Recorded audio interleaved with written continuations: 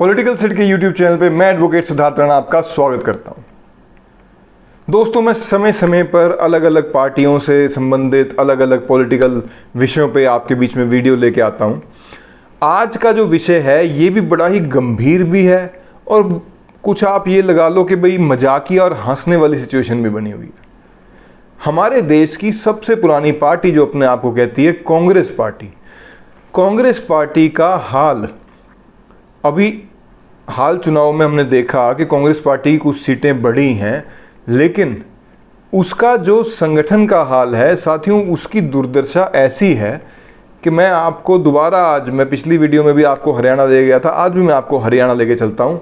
हरियाणा का जो कांग्रेस प्रदेश का संगठन है उसमें आपको भी हंसी आएगी ये जानकर कि संगठन के नाम पर वहां पे सिर्फ और सिर्फ एक प्रदेश अध्यक्ष ही है। प्रदेश अध्यक्ष के नीचे जो एक पॉलिटिकल पार्टी का संगठन होना चाहिए, जिसमें जिला के अध्यक्ष हो गए, उसके बाद ब्लॉक के अध्यक्ष हो गए, उसके बाद बूथ के अध्यक्ष हो गए, इस प्रकार का कोई भी संगठन कांग्रेस पार्टी ने अभी बनाया ही नहीं। अब आप कहोगे भाई वहाँ के प्रदेश अध्यक्ष शायद नए बने होंगे, उनको भी समय नहीं मिला होगा, चुनाव आ गया होगा। ऐसा कुछ नहीं है। ये स्थिति जो है हरियाणा प्रदेश के कांग्रेस की पिछले 11 साल से बनी हुई है। 11 साल थोड़े नहीं होते, 2 चुनाव निकल चुके हैं। अब 11 साल के बाद अब दोबारा चुनाव में पार्टी आने वाली है। अगले 1.5-2 महीने में हरियाणा के चुनाव हैं। अब तक भी किसी प्रकार की कोई सुगबुगाहट ऐसी नहीं है कि जहां पे जिला के अध्यक्ष, ब्लॉक के अध्यक्ष, बूथ के अध्यक्ष, इस प्रकार का संगठन कांग्रेस गढ़ने में या बनाने के लिए तत्पर हो या जोर लगा रही हो।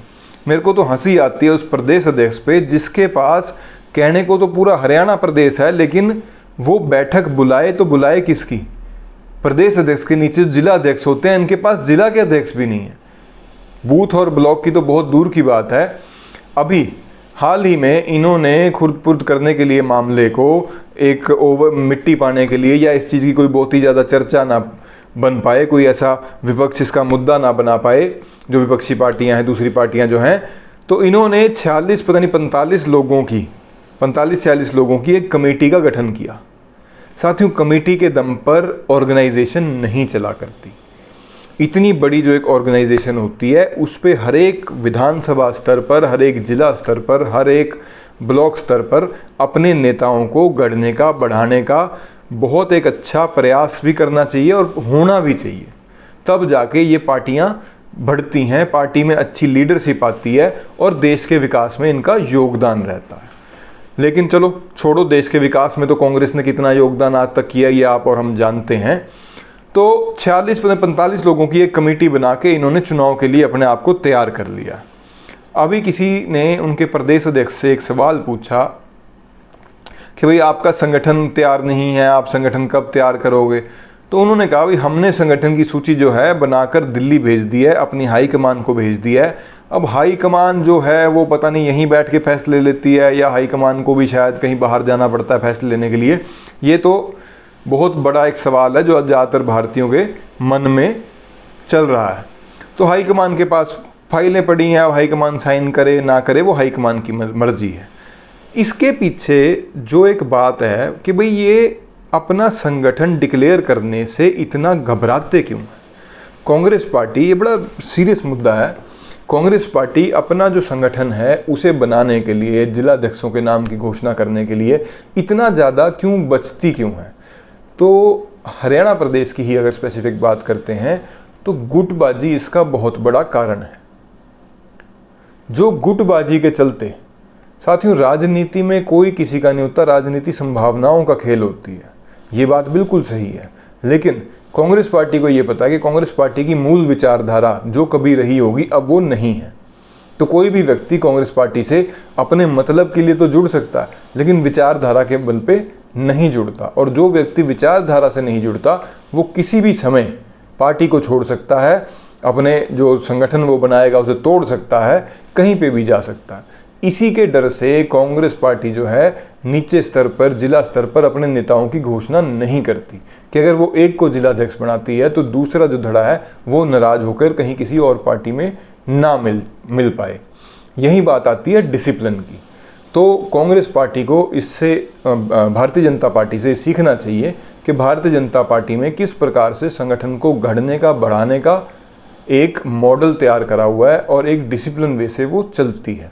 साथ ही भारतीय जनता पार्टी के लिए भी बड़ा एक क्वेश्चन है कि एक पार्टी जिसके पास ना तो संगठन है, ना संगठन के नाम पे कोई नेता है, लेकिन फिर भी लगातार 10 साल विपक्ष में बैठने के बावजूद भी उनके पास उनका एक वोट बैंक स्थिर है, और वो इतना है कि वो हरियाणा प्रदेश में 50% पे आके खड़ा हो चुका है।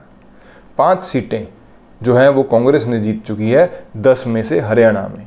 तो ये भी बड़ी चिंता का विषय है, भारतीय जनता पार्टी के लिए चिंता का विषय होना चाहिए, क्योंकि भारतीय जनता पार्टी का जो संगठन है वो बूथ से नीचे पन्ना प्रमुख तक उतरा हुआ है और बड़ा ही मजबूत संगठन है।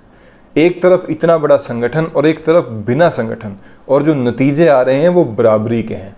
तो ये चिंता का विषय है भारतीय जनता पार्टी के लिए भी। तो खैर विषय पे आते हैं आज के।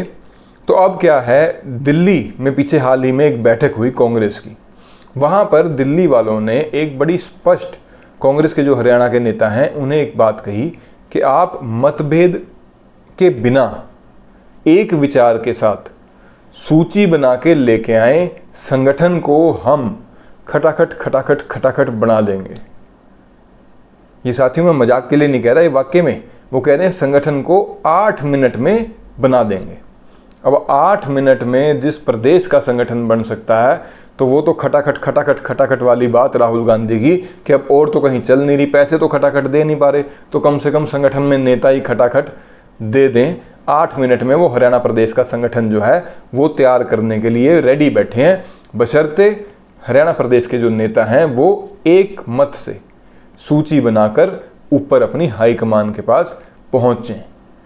तो आने वाला समय बड़ा मज़ेदार रहेगा कि हरियाणा में चुनाव है, और देखते हैं कि हरियाणा के जो हमारे प्रदेश के अध्यक्ष हैं कांग्रेस के, वो अपना संगठन तैयार करके राहुल गांधी जी और सोनिया गांधी जी और खड़गे जी जो सो कॉल्ड राष्ट्रीय अध्यक्ष कांग्रेस पार्टी के हैं उन तक पहुंचा पाते हैं या नहीं पहुंचा पाते, और राहुल गांधी क्या खटाखट अपना संगठन तैयार कर पाते हैं, या हरियाणा प्रदेश को फिर 11 साल बाद भी बिना संगठन के चुनाव में उतरना पड़ेगा, चुनाव लड़ना पड़ेगा। तो आज की वीडियो में इतना ही। वीडियो आपको कैसा लगा कमेंट बॉक्स में जरूर बताइएगा। जो मेरे साथी मेरे भाई नए हैं, आपसे हाथ जोड़ के अनुरोध है, चैनल को शेयर करें, सब्सक्राइब करें, लाइक करें। आपका बहुत बहुत धन्यवाद। भारत माता की जय। वंदे मातरम।